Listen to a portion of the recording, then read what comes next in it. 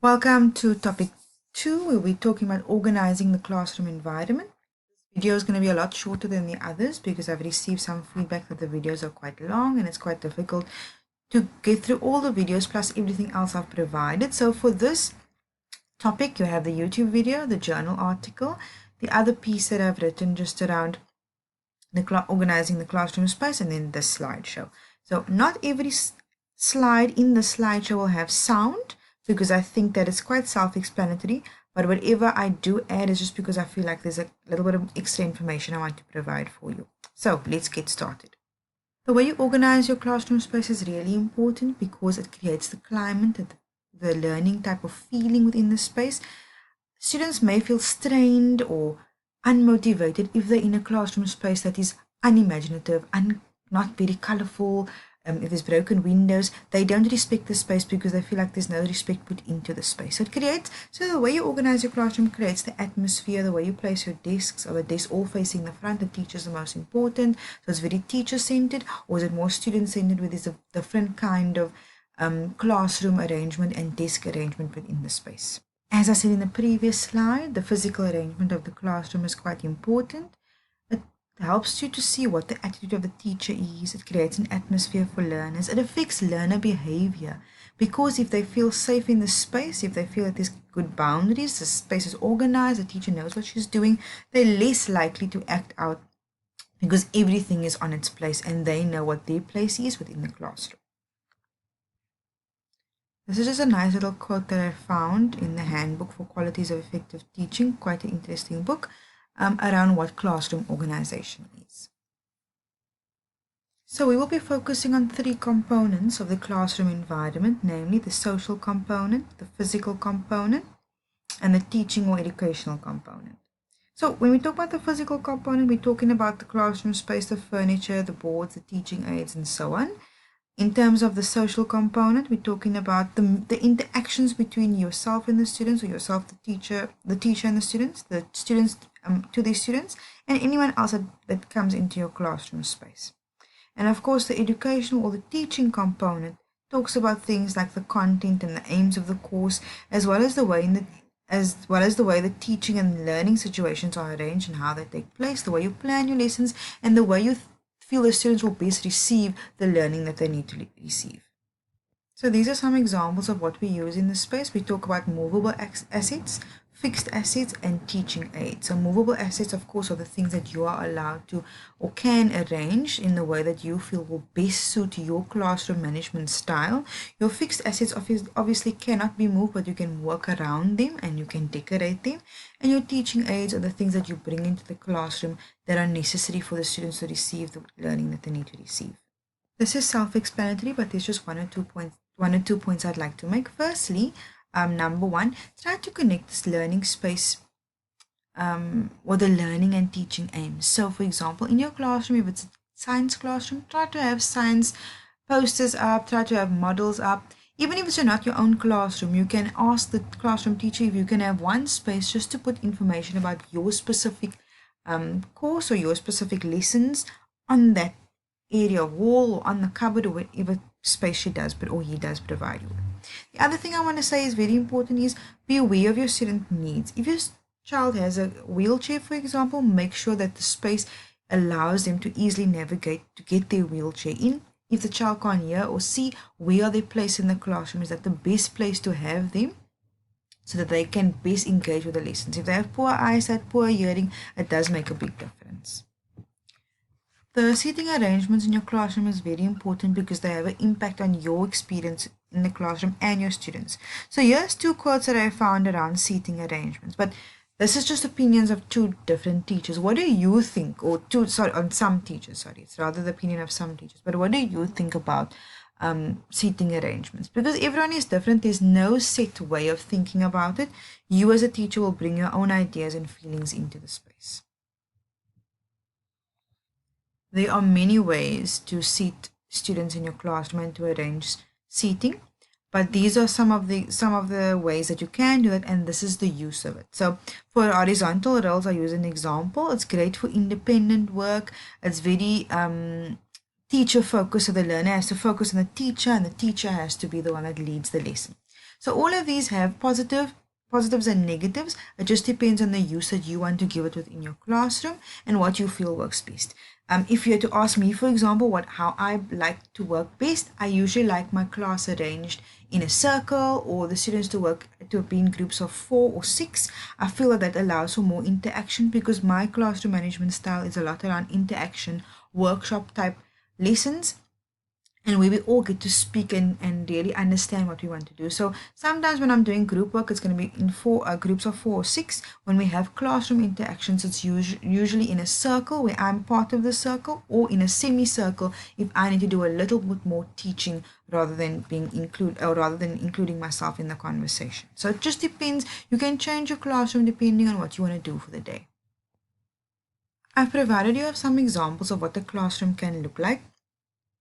I don't want to be prescriptive in telling you how you should do things, but I think that we are now trying to move away from all this facing the front to the teacher's desk in front as well. We're trying to become more learner-centered, and learner-centered is around getting students to interact with each other and to feel safe in the space. So that means maybe a little less of all to the front, eyes to the front, and more around group work, semicircles, or U-shaped desks arrangements.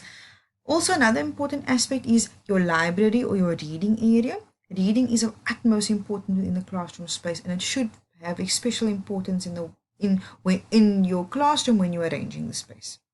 Another great example, please understand, I don't expect you to feel like you have to have all of these elements in your classroom, because a lot of us work at classes where there's not a lot of a lot of us work at schools where there's not a lot of resources. But we can do with what we have. So are the donations? Do we know people who are giving away shelving or giving away paint, bean bags, big pillows, crates? We can use these things in artistic ways. We can even ask our students to help us think of ways to repurpose items.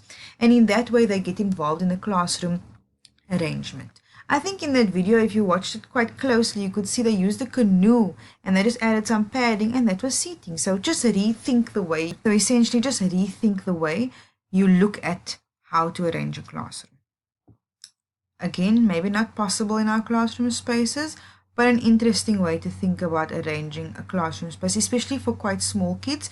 You have completely different areas, as you can see. This is quite a few kids I can see from this picture, but you can see there are different areas, different playing areas. Especially with small kids, it's nice to separate your room into different areas. The use of carpets also help you to designate certain areas for different things. This is a very fancy classroom, but the windows, what we do on the windows, do we have colored pictures on our windows? Do we have color see-through cellophane paper on the windows? Make it interesting. Use every part of your classroom in an interesting and fun way. Some teachers use classroom arrangement to manage students within their classroom space. So that means that you'd put the more talkative kids at some place, disruptive kids at another place. So it depends. If you're someone that is going to tell kids where to sit, you can then use this to manage the kids that you find are a little bit more disruptive. But otherwise, you can tell students they can sit wherever they want to, but if they do not behave the way they expected to behave, they can be moved. So it's really up to you as a teacher.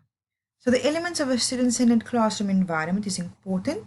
Number one, I feel like having adaptive classroom environment is quite important, or adaptable one, because if you're doing different activities, as I said previously, you can change the classroom accordingly. So if you have a group activity, your desk can be in group. If we have a report back and a big event where everyone is talking to the whole class, where they're presenting to the class, you can have a horseshoe or a circle arrangement. Let the seating be flexible. Just allow for a lot of freedom within structure and within boundaries. Moving away from the big teacher desk and the bulky desk, try to have a smaller teacher work area. I know teachers really love their desk and love their space, but it takes up a lot of the room area. Rather try to have a U-shaped desk, maybe where students can sit and do reading on the side, where it's not something that is not multifunctional, but use your desk as another area of learning, doing mini lessons, doing read alouds, and so on. Make sure your materials are easily accessible and available. Try to include technology into your lessons because we are in the technology age, so it just doesn't make sense to shun technology. And importantly, have a literally rich environment, which means encourage reading, encourage words, have the word of the day or word of the week up, have synonym of the week up, have definitions on the wall. It's just really encourage children to learn to read and learn the meaning of words. These are some benefits of organizing the space for students. And this is around organizing the space and how it benefits teachers. Some of these are quite long-term benefits you don't initially think about. So, for example, if your space is very well organized, it reduces teacher fatigue because the teacher doesn't spend lots of time looking for things and trying to find where to put things, but they know where everything is. And it's quite colorful, and therefore the teacher feels more enthusiastic about being in the classroom and not as tired at the end of the day. Working in some of the community schools that we do, a lot of these things are things we will find within our classroom space, and they hamper us creating a favorable or a positive classroom environment. So it's overcrowding, there's not good lighting, the school doesn't have a good discipline policy, etc. But if you're a creative teacher, you can make anything work. There are many teachers that are teaching under a tree, and the students are able to feel part of the environment. So it's really about what you create, the space and the feeling that you create for your students. And be creative, look for donations, look for things that others are not using anymore that you can maybe incorporate into your classroom. Now, I don't expect you to have your classroom look exactly like this, but I thought I'd use this as some ideas for what you can do. Use different elements. This is colored paper that they made into a decoration. These are things that you'll usually find in a classroom where you put papers in. Instead of using one color, use various colors. This "You Are Loved" in the corner here. Have pot plants maybe on tables. Kids can take care of it, and it helps you to number your desks. Just incorporate lots of color, fun, creativity, excitement into your classroom space. We don't have all the resources and money, but we do have great imaginations. I like the idea of having welcome to on the first day. So it could be a welcome to grade 1, welcome to grade 2. The kids just feel like you're excited that they're there, that you looked forward to them coming to the classroom. I just love that idea so much. I also love this capital letter, full stop, quotation marks, explanation card with a little kid there as well. It is a really great way to help your kids remember what a full stop is, what a capital letter is, when do we use it. Instead of asking you all the time, they kind of lead their own learning. And kids will tell each other, oh no, you're using the full stop wrong. Let's go look on the wall and I'll show you that you're not using it in the right way. This is also a nice way to get kids to learn things. You don't have to constantly repeat yourself all the time. These are some of the references I have used. I must admit they are not all. There are 1 or 2 website references that I need to include, but unfortunately wasn't able to add it as yet to this list. I will provide them or make them available to you on Moodle. Good luck with this topic. It's quite interesting. Do some more reading and ask teachers that you know what they feel about classroom arrangement and organizing the classroom space, because they will have their own feelings, thoughts, and ideas on the topic too. In terms of your assignment, please make sure you don't copy what you've seen, but use it as a guideline on how to do your assignment. You will have 2 separate sheets. One sheet will be a positive learning environment, the other one a less positive one. They should be structured quite differently, and you should explain why each element is on your page, and that obviously the explanation will be on separate pages where they will have the label. The label will be both on the drawing and on your explanation sheet. You'll explain why the seating is the way it is, why you've put the table there. Everything will be explained, and I really want to see your thought process and your ideas behind why exactly everything has its space. Good luck. If you have any questions, please again ask questions. Don't feel like you have to do the assignment blindly. I'm facilitating your learning, and therefore I should facilitate the process of everything that you do. If you feel the need to ask me, if you feel like you're good on your own, you are more than welcome to go ahead and do what you think is best. Good luck, guys.